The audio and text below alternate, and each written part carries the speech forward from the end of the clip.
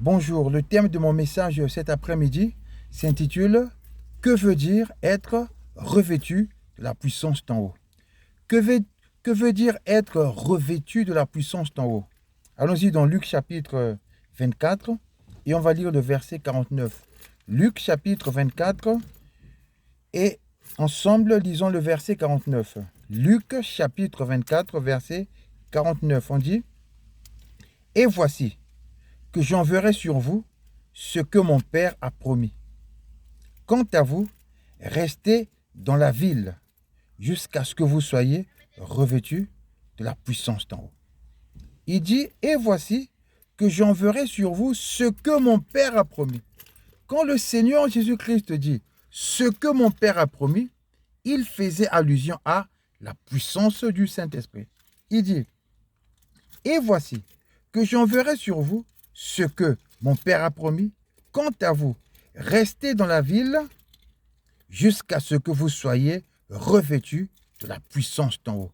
Jésus va donc demander à ses disciples de rester dans la ville de Jérusalem jusqu'à ce qu'ils soient revêtus de la puissance du Saint-Esprit. Donc, le jour de Pentecôte, lorsque le Saint-Esprit est descendu sur les disciples, ils furent tous revêtus de la puissance du Saint-Esprit.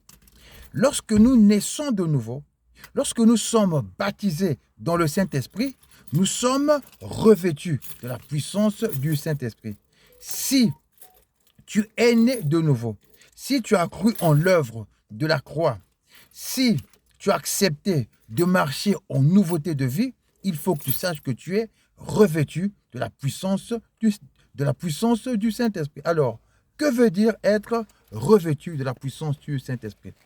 Être revêtu de la puissance du Saint-Esprit veut dire avoir reçu de Dieu par Jésus-Christ le pouvoir et l'autorité de chasser tous les démons, de guérir toute maladie et toute infirmité. Donc, lorsque l'on est revêtu de la puissance d'en haut, lorsque l'on est revêtu de la puissance du Saint-Esprit, ça veut dire que on a reçu de Dieu le pouvoir et l'autorité de chasser tous les démons et de guérir toute maladie. Ce qui veut dire que un chrétien né de nouveau ne doit plus trembler devant le diable. Un chrétien né de nouveau ne doit plus trembler devant les esprits de sorcellerie, les esprits de mari de nuit, les esprits de sirène, l'esprit de la maladie. Non. Un chrétien né de nouveau est revêtu de la puissance du Saint-Esprit. Ça veut dire que tu as reçu de Dieu le pouvoir et l'autorité de chasser tous les démons et de guérir toute maladie et toute infirmité au nom de Jésus-Christ. Donc c'est pourquoi n'aie pas peur du diable. C'est pourquoi lorsque tu sens que une force des ténèbres s'est dressée contre toi, quand tu sens qu'un démon s'est dressé contre toi, quelle que soit la nature de ce démon, ne tremble pas. Pourquoi? Parce que tu es revêtu de la puissance du Saint-Esprit. Tu as reçu de Jésus l'autorité et le pouvoir de chasser tous les démons. L'autorité et le pouvoir de chasser tous les démons et de guérir les maladies. Donc, ne te laisse pas être intimidé par le diable, ne te laisse pas être découragé par les problèmes que tu as devant toi. Tu as une autorité que tu as reçue de la part de Jésus. Le Seigneur a dit, ce que vous interdirez sur la terre sera interdit aux yeux de Dieu. Donc, si tu constates qu'il y a une activité satanique dans ta vie, tu peux mettre fin à cette activité satanique au nom de Jésus-Christ. Pourquoi? Parce que tu n'es pas n'importe qui. Tu n'es pas n'importe qui. Tu as reçu de Dieu par Jésus-Christ l'autorité. Tu es revêtu de la puissance du Saint-Esprit. Tu es revêtu de la puissance du Saint-Esprit. C'est pourquoi ne tremble pas devant les esprits impurs. Ne tremble pas devant l'esprit de mort. Ne tremble pas devant l'esprit de mari de nuit. Ne tremble pas devant l'esprit de sorcellerie. Non, tu es revêtu de la puissance du Saint-Esprit. quand tu as constaté l'existence d'une activité satanique dans ta vie ou dans ta famille, il faut utiliser l'autorité que tu as reçue. Tu es revêtu de la puissance du Saint-Esprit. Ce n'est pas l'apanage des pasteurs seuls, ce n'est pas l'apanage des prophètes, des docteurs, non. Le jour de Pentecôte, c'est tous les disciples qui étaient revêtus de la puissance du Saint-Esprit. Et lorsque quelqu'un donne sa vie à Jésus, le Saint-Esprit descend sur lui, cette personne est baptisée dans le Saint-Esprit, et cette personne, en étant baptisée dans le Saint-Esprit, cette personne est revêtue de la puissance du Saint-Esprit. Lorsque l'on est revêtu de la puissance du Saint-Esprit, ce revêtement se traduit par la puissance qui est libérée lorsque nous proclamons l'Évangile. Lorsque nous prêchons l'Évangile, il y a une puissance qui est libérée. Et cette puissance touche les gens. Cette puissance impacte ceux qui nous écoutent. La Bible dit ceci dans Luc chapitre 4, au verset 14, on dit « Il enseignait dans les synagogues et tous lui rendaient gloire. » Pourquoi? On dit « Il enseignait dans les synagogues et tous lui rendaient gloire. » Pourquoi est-ce qu'on rendait gloire au Seigneur? Pourquoi est-ce qu'on rendait gloire au Seigneur? Pourquoi est-ce que les gens étaient touchés quand Jésus-Christ prêchait la parole? Pourquoi est-ce que les gens étaient touchés? Pourquoi est-ce que les gens glorifiaient le Seigneur? Pourquoi est-ce qu'ils glorifiaient le Seigneur? Pourquoi est-ce qu'ils glorifiaient le Père quand Jésus-Christ touchait, quand Jésus-Christ prêchait? C'est tout simplement parce que les paroles de Jésus-Christ étaient libérées avec autorité. Et qu'est-ce qui fait que les paroles de Jésus-Christ soient libérées avec autorité? C'est tout simplement parce que Jésus était revêtu de la puissance du Saint-Esprit. Dans Luc chapitre 4, au verset 14, dans la première partie du verset, il est dit « Jésus, revêtu de la puissance de l'Esprit, retourna en Galilée et sa réputation gagna toute la région. » On dit Jésus, revêtu de la puissance de l'Esprit, retourna en Galilée et sa réputation gagna toute la région. Ensuite, on dit, il enseignait dans les synagogues et tous lui rendaient gloire. La deuxième partie du verset est une conséquence de la première partie. On dit, Jésus revêtu de la puissance du Saint-Esprit. Et la conséquence de ce revêtement, c'est que lorsqu'il enseignait la parole dans les synagogues, la parole qui était libérée avec puissance. Les gens étaient touchés. Donc, lorsque l'on est revêtu de la puissance du Saint-Esprit, on prêche avec autorité. Les gens sont touchés. Et ceux qui doivent être transformés sont transformés par la parole que nous prêchons. Par la parole que nous prêchons. Pourquoi? Parce que la parole de Dieu doit être libérée avec puissance. La parole de Dieu doit être libérée avec puissance. Celui qui est revêtu de la puissance du Saint-Esprit, les paroles qui sortent de sa bouche, l'évangile qui sort de sa bouche, ce sont des messages qui sont puissants. Il y a une puissance qui agit derrière ces messages. C'est cette puissance qui fait en sorte que les gens soient touchés. C'est cette puissance qui fait en sorte que les gens soient touchés. Dans Marc chapitre 1, du verset 21 au verset 22, il est dit, ils se rendirent à Capernaum, c'est-à-dire Jésus et ses disciples. On dit, ils se rendirent à Capernaum. Le jour du sabbat, Jésus entra dans la synagogue et se mit à enseigner. Ses auditeurs étaient profondément, on dit ses auditeurs étaient profondément impressionnés par son enseignement. Ce n'est pas l'éloquence qui impressionnait les gens. C'est la puissance qui était libérée derrière les paroles de Jésus. C'est la puissance qui se mouvait derrière les paroles de Jésus.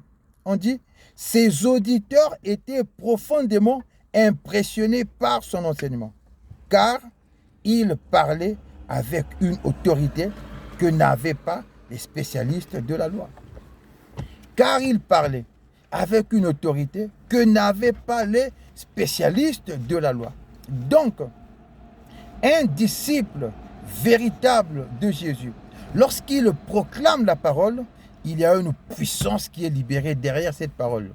C'est cette puissance qui transforme les cœurs. C'est cette puissance qui agit comme un marteau qui brise le roc. Un marteau qui brise le roc. C'est cette puissance qui se meut derrière les paroles lorsque nous prêchons l'évangile. Lorsque quelqu'un est revêtu de la puissance d'en haut, il reçoit de Dieu l'autorité et le pouvoir. La Bible dit ceci, dans Luc chapitre 10 au verset 19, il est dit, Jésus, il dit, écoutez, c'est le Seigneur qui parle, il dit, écoutez, je vous ai donné le pouvoir de marcher sur les serpents et d'écraser toutes les forces de l'ennemi sans que rien ne puisse vous faire du mal. Là, c'est quand on est revêtu de la puissance du Saint-Esprit. Dans Luc 9, au verset 1, il est dit, Jésus réunit les 12 et leur donna le pouvoir et l'autorité de chasser les démons et de guérir les maladies. Ensuite, il les envoya proclamer le royaume de Dieu et opérer des guérisons. Tu vois? Donc, le revêtement de la puissance précède l'action de proclamer l'évangile au monde. Il faut d'abord être revêtu de la puissance. Pourquoi? Parce que quand on est revêtu de la puissance, nous prêchons avec autorité. Les paroles qui sont libérées touchent les gens. Les paroles transforment les cœurs. Et les ordres que nous donnons aux esprits impurs, sont exécutés. Si bien que les démons lâchent les âmes qu'ils oppriment. Les démons lâchent les malades qu'ils oppriment. C'est pourquoi l'Église doit chercher, nous devons chercher à activer cette puissance que nous avons reçue lorsque le Saint-Esprit est venu résider en nous. Quand le Saint-Esprit est venu résider en nous, nous avons été revêtus de la puissance. L'Église doit activer cette puissance. L'Église doit activer cette puissance. La Bible dit que le royaume de Dieu ne consiste pas en parole, mais en puissance. Le royaume de Dieu ne consiste pas en parole, mais en puissance. C'est dans 1 Corinthiens chapitre 4, verset 20. 1 Corinthiens 4, 20, on dit que le royaume de Dieu ne consiste pas en parole. On dit que le royaume de Dieu ne consiste pas en parole, mais en puissance. Le royaume de Dieu ne consiste pas en parole, mais en puissance. Qu'est-ce que ça veut dire? Ça veut dire que nous ne proclamons pas de simples théories. Nous ne proclamons pas de simples théories. L'évangile que nous annonçons est un évangile qui produit des résultats, qui fait en sorte que les gens soient transformés, qui fait en sorte que les gens soient libérés des oppressions démoniaques. Alors, l'Église doit